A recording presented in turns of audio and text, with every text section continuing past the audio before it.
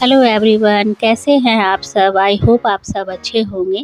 आज मैं आप सभी के साथ चना दाल से बनने वाली बहुत ही स्वादिष्ट सी मिठाई की रेसिपी शेयर कर रही हूँ, जिसे बनाना काफ़ी आसान है और ये बहुत ही ज़्यादा टेस्टी बनके तैयार होती है। फेस्टिवल का सीज़न चल रहा है, घर में गेस्ट तो आते ही रहते हैं।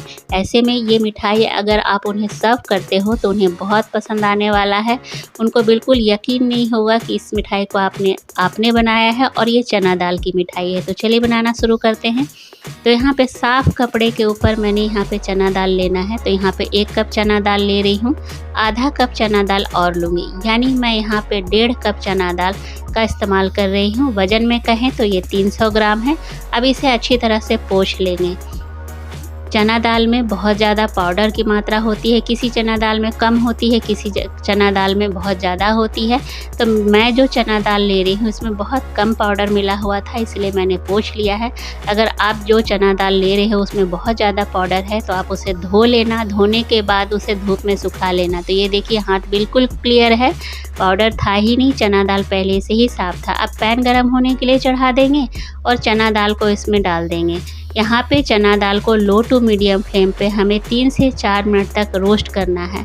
हमें बस इतना रोस्ट करना है कि चना दाल जो है बहुत अच्छी तरह से गर्म हो जाए और हल्की हल्की चना दाल की जो खुशबू होती है वो आने लगे। हमें चना दाल का कलर यहाँ पे चेंज बिल्कुल नहीं करना है, बस रोस्ट करना है। चना दाल को रोस्ट कर लिया हमने, अब नीचे उतार के रख लिया है। अब इसे ठंडा होने देंगे। जब ये हाथों से छूने लायक हो जाएगा तभी हम इसे जार में डालेंगे। तो ये हाथों से छूने लायक हो गया है, हाथों से आसानी से छू पा रही हूँ। तो अब इसे हम जार में डाल देंगे पहले। अब ढक्कन लगा के इसका एक पाउडर बना के तैयार कर लेंगे। जो चना दाल है वो बिल्कुल बेसन की तरह फाइन पाउडर नहीं बन पाता है, ये हल्का सा दरदरा रहता है। अब इसे हम छान लेंगे। छानना इसीलिए ज़रूरी बता रही हूँ क्योंकि अगर मान लीजिए साबुत चना दाल अगर रह जाता है इसके अंदर तो वो मिठाई में जाने के बाद उसको थोड़ा सा टेस्ट ख़राब कर देता है, इसलिए छान लेंगे। अब छानने के बाद ये जो मोटे कण रह गए हैं चना दाल का, इसको हम फिर से फाइन पाउडर नहीं बनाएंगे, इसको वापस से चना दाल के पाउडर में ही मिक्स कर लेंगे। इससे क्या होगा, जो चना दाल का बर्फ़ी बनने वाला है उसका टेक्सचर बिल्कुल दानेदार बन के तैयार होगा और टेस्ट गजब का हो जाएगा। तो यहाँ पे हमने उसे भी पाउडर में मिला दिया है। जो चना दाल का बारीक कण रह गया था उसको पाउडर में मिला दिया है। अब इसे मिक्स कर लेंगे। एक बार इस तरह से ट्राई कीजिएगा फ्रेंड्स, बहुत अच्छा बर्फ़ी बनके तैयार होता है। तो अब मिला लिया है, अब नेक्स्ट प्रोसेस की तरफ चलते हैं। तो पैन गरम होने के लिए मैंने चढ़ा दिया है। अब 2 बड़ा चम्मच यहाँ पे घी का इस्तेमाल कर रही हूँ। अगर नॉर्मल चम्मच की बात करें तो ये 4 चम्मच घी है। अब घी को अच्छी तरह से गर्म होने देंगे। पहले इस तरह से पैन में फैला देंगे, फैलाते हुए अच्छी तरह से घी को मेल्ट होने देंगे और लो फ्लेम पे हम चना दाल को भूनेंगे। यहाँ पे चना दाल हमने डाल दिया है। लो फ्लेम पे हमें इसे तब तक भूनना है जब तक कि चना दाल का जो कलर है वो चेंज ना हो जाए और घी रिलीज़ ना होने लगे। तो मिलाते मिलाते ये देखिए थोड़ी थोड़ी लम्स पड़ने लगते हैं, गुठलियाँ पड़ने लगती है। तो चम्मच की सहायता से आप उसे दबाते जाइए और इस तरह से भूनते जाइए। तो जो चना दाल का पाउडर है वो काफ़ी ज़्यादा सूखा लग रहा था, तो मैंने 1 बड़ा चम्मच घी का इस्तेमाल और कर लिया, यानी मैंने इसमें टोटल 6 चम्मच घी का इस्तेमाल कर लिया है। अब इसे अच्छी तरह से मिला देंगे।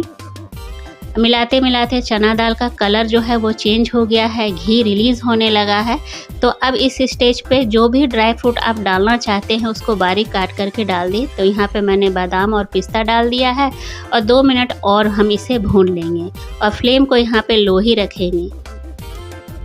तो ये देखिए घी ऊपर की ओर आ गया है, यानी चना दाल हमारा अच्छी तरह से भून के तैयार हो गया है। तो अब हम इसे नीचे उतार देंगे। अब चाशनी की तैयारी कर लेते हैं। तो कढ़ाई गरम होने के लिए चढ़ा दिया, 1 कप चीनी डाल दिया। अब आधा कप पानी डाल देंगे।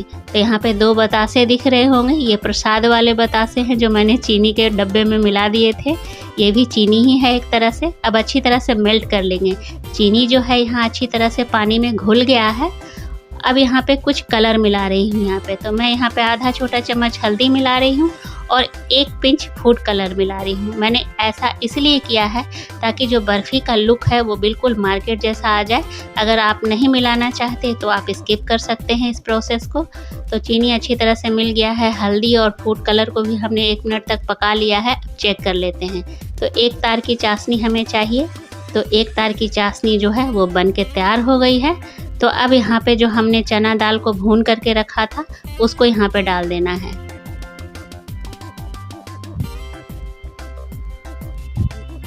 डालने के बाद इसे हम लगातार चलाते रहेंगे और फ्लेम को यहाँ पे मीडियम रखेंगे।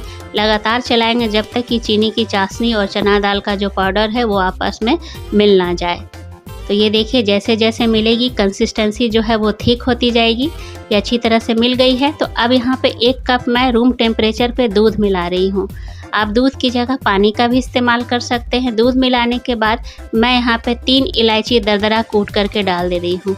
दूध या पानी इसलिए मिलाया जाता है ताकि जो चना दाल है वो फूल जाए, उसकी कंसिस्टेंसी जो है वो फूल जाए और थोड़ा सा मात्रा क्वांटिटी बढ़ जाए। जैसे हम सूजी का हलवा बनाते हैं, उसमें दूध या पानी डालते हैं तो उसकी क्वांटिटी बढ़ जाती है, वो फूल जाता है सूजी।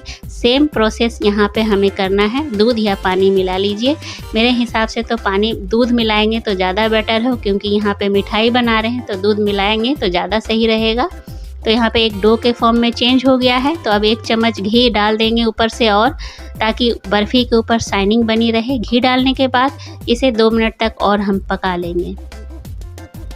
तो 2 मिनट तक पक गए हैं। ये देखिए कितना दानेदार हमारा चना दाल बनके तैयार हो गया है। उसका डो कितना दानेदार दिख रहा है।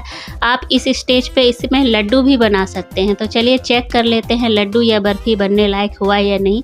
तो थोड़ा सा पोर्शन लेके हाथों में घुमाएंगे तो ये ना हाथों में चिपकेगा भी नहीं और आसानी से गोल बन जाएगा। तो यानी ये बर्फ़ी या लड्डू बनने के लिए तैयार है। तो मैं यहाँ पे तो बर्फ़ी बना रही हूँ। तो बर्फ़ी बनाने के लिए मैंने एक बड़ी सी थाली ले ली, थोड़ी सी घी ले ली। अब घी को हाथों से चारों तरफ थाली में फैला देंगे। घी या तेल कुछ भी इस्तेमाल कर सकते हैं आप। अब थाली में फैला दिया है। अब इसके ऊपर हम डाल देंगे चना दाल के जो मिश्रण को हमने बनाया है मिठाई के लिए, उसको डाल देना है। अब अच्छी तरह से इसे प्रेस करते जाएंगे। आप यहाँ पे स्क्वायर शेप भी दे सकते हैं, लेकिन मैं यहाँ पे जितनी बड़ी थाली है उतना बड़ा मैं शेप दे रही हूँ।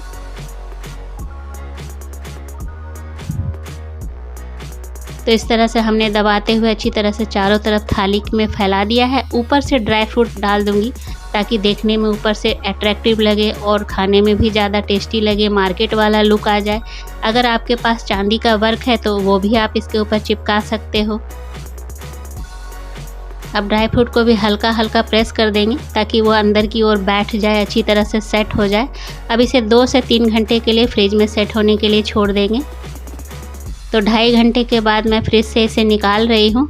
ये अच्छी तरह से सेट हो गया है। तो चलिए अब कटिंग कर लेते हैं। तो कटिंग करते समय आप यहाँ पे अपने पसंद के अनुसार कोई भी शेप दे सकते हैं। छोटा, मीडियम साइज में या बड़े साइज में, किसी भी साइज का शेप दे सकते हैं।